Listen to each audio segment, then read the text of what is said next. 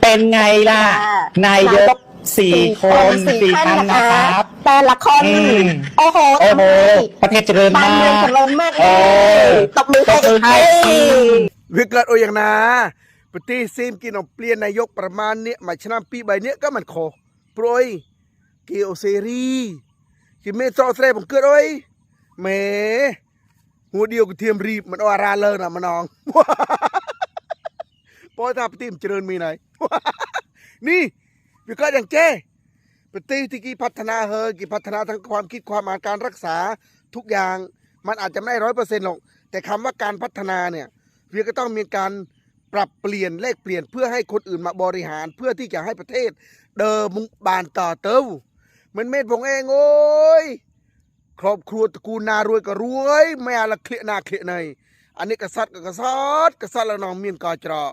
บะรวดโจลีกเลียงมาโจรมาเมืองไทยก็เป๊ะกระเปื่อยตัวเวียมันโอเคนะนี่คือความคิดการอ่านของมันเองมะโมโยเยยซีมตี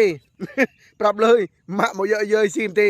ซีมมันเมียนโอ้ยนาโยเยยเมียนนาตกใจตีผมเกิดต้องรับตัวมือคลุนเองแต่ยีไอเซยกี่ปฏิไอเมียนเดคลานี่พี่ต้องตัวมือคลุนเองนะผมแห้งวิป้าปลูกฟังไอออฟซีโมตปีนาตปีกันเกิดเจียดมอยวิก็เลยมันมีบอลใหญ่ตัวไซระนามาเตตัวไซปากิเตียละวิงก็เลยมันเฮียนไซแต่ไทยโปรย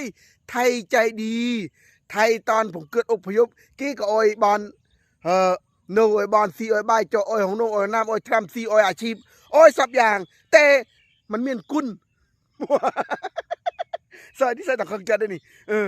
ได้แจ้ไม่จะจุยไม่จะเบอสุนอพยพป้าใบใครเงือกผมแน่นอนมัดเลยบางคนที่มันเด้งเรื่องบางคนที่มันเด้งภาษาก็มเรื่องเมนมันส่วนอาราจีอาราคิดบาราได้ภาษากิมเมราทาโอเตนะเนี่ยผมจำดูถูกรู้ก็ท่าแต่อันเยอะดูถูกแต่ปฏิเวียท่าแต่อันท่าโซเซเวียงูก็มือพงเวียเธอคลิปหวายี่น้อยเธอยังไงจ๊ะรู้เรื่อง